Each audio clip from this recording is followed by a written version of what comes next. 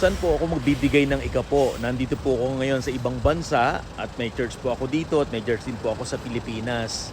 Hi there mga mahal kong kapatid sa Panginoon, Pastor Ariel Hill. Alam niyo po, hindi pa po ako pastor. Narinig ko na po yung isyong ganyan, na yung kapatid nasa ibang bansa, may church din po siya sa Pilipinas. Ngayon ang tanong, saan po siya mag-iikapo? Ngayon sagutin po natin yan, mga mahal kong kapatid. Napakaganda po ng tanong ngayon. At marami po mga believers ang nalilito po pagdating dyan, lalo na kung dalawa yung simbahan na dinadaluhan, Siyempre galing po ng Pilipinas, tapos napunta sa ibang bansa. Ngayon, ganito po yung una sa lahat, ang ikapo po ay hindi lang po basta pagbibigay ng pera. Yan po ay ekspresyon ng honor, commitment at spiritual alignment, Hindi po yan random, hindi po yan hati-hati kung saan-saan.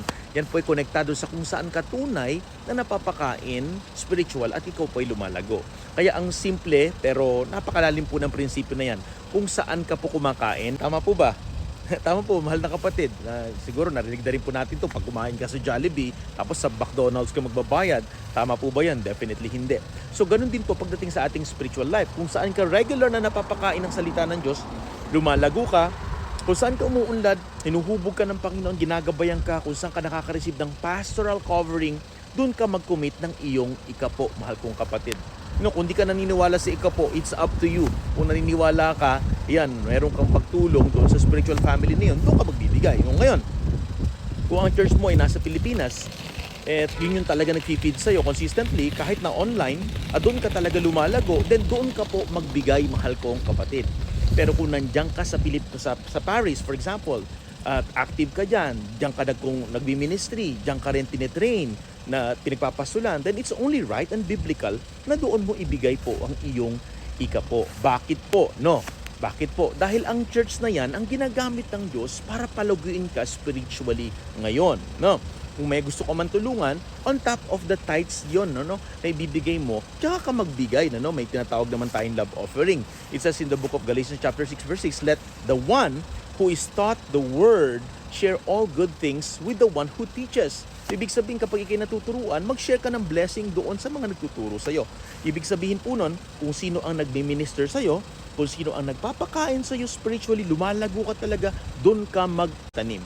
Kaya hindi ito tungkol sa loyalty mo, tungkol doon sa pastors mo, hindi ito tungkol sa dami ng simbahan na dinadaluhan mo, mahal kong kapatid. Ito ay tungkol sa alignment mo, bilang kapatid sa pananampalataya. Hindi po pwedeng hati ang commitment mo. Hindi pwedeng divided ang spiritual covering mo, mahal kong kapatid. Ang ikapo ay may kasamang commitment sa isang spiritual family. So, ang tanong po sa sarili natin ngayon is ganito, saan ako tunay na lumalago? Saan ako tunay na napapakain regularly? Saan ako lumalago spiritually? Saan ako accountable at committed? At doon ka po magbigay. At tandaan natin, mahal kong kapatid, God honors clarity, not confusion. At ang ikapo, hindi lang po financial yan. Ito ay spiritual decision po natin.